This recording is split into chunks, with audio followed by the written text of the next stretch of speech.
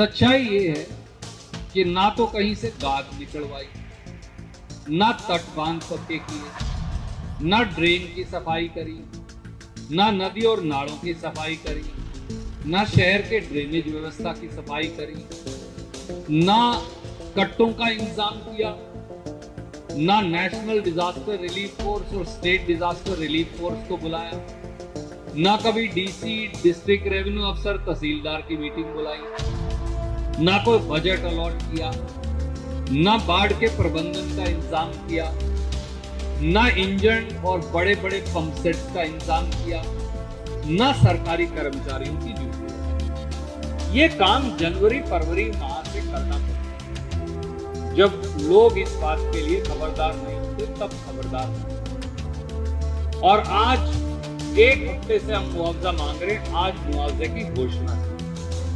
इससे भद्दा मजाक, इससे कड़वा मजाक, इससे क्रूर और निर्दयी मजाक जो आज श्रीमान नायब सैनी ने किया है, वो शायद किसी मुख्यमंत्री ने कभी हरियाणा के लोगों से नहीं किया हो।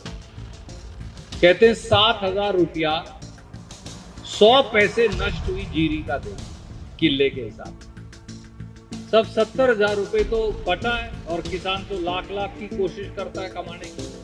7,000 रुपए में तो उसका बीज नहीं आना, अगली फसल का डीजल का खर्चा नहीं आना, और जिसकी आलू की फसल नहीं हुई और जिसकी कणक नहीं बीजी जाएगी वो क्या करेगा।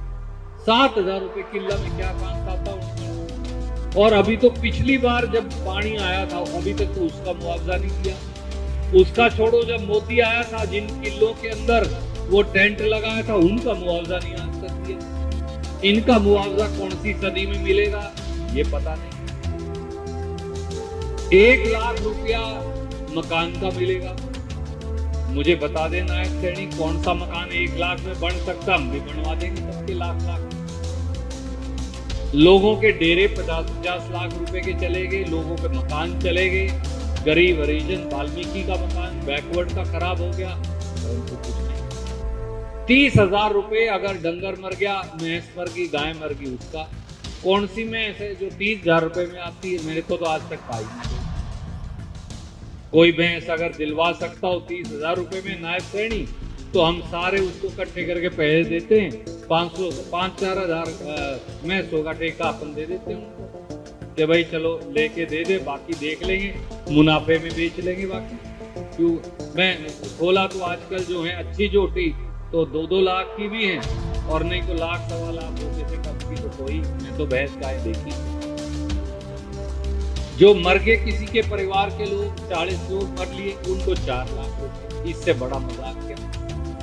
4 लाख रुपए में उसका घर कैसे चलने वाला है, जिसका पूरा कमाई करने वाला चला गया, इस बात का कोई जवाब नहीं। सच्चाई है कि कोई जवाब नहीं। हम रास्ते में यही चर्चा सारे रास्ते करते आ रहे हैं कि जिस प्रकार से तबाही है, बर्बादी है, और अपने यहाँ तो 1,500 एकड़ तो जमीन यमुना जी लेगी। वहां का किसान क्या करे। रात को वो जमींदार था, सवेरे उठा तो भूमिहीन था, उसका क्या होगा, उसका भी कोई जवाब इनके पास नहीं। तो मैं आपसे केवल एक ही विनती करने आया। दुर्भाग्य से वो पंजाब हो या हरियाणा, 2 जगह चुटकुले सुनाने वाले लोग जो कॉमेडी शो चलाते थे, वो दोनों मुख्यमंत्री बने। एक हेलीकॉप्टर में सवार है, दूसरी अस्पताल में सरकार है। एक अस्पताल में भर्ती हो गया है, दूसरा उसको अस्पताल में मिलने जा रहा है। एक को जीजा कहता है, ये हरियाणा वाले को साड़ा कहता है। जीजा साड़ा में हरियाणा डबो दिया चुटकुले सुना के, गले पंजाब को हो गए। आज तक मिला कुछ। इसलिए हमारा तो कर्तव्य ये है, हम सारे साथी जो आपके सामने बैठे, मैं तो हरपाल भाई से भी ये कहा, अपन को मिलकर ये संघर्ष करना है, आवाज उठानी। पहले तो मुख्यमंत्री घर से बाहर नहीं निकला था, हमने कहा गुमशुदा के पर्चे लगाएंगे, तो बाहर आया।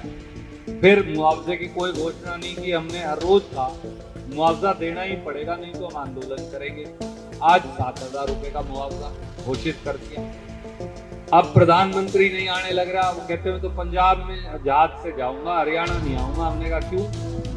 हरियाणा हिंदुस्तान का हिस्सा नहीं है, पाकिस्तान में। हमारे यहाँ भी आना पड़ेगा, पैसा भी देना पड़ेगा किसान को, गरीब को, मजदूर को। इस बात का संघर्ष करेंगे, इस बात की लड़ाई लड़ेंगे।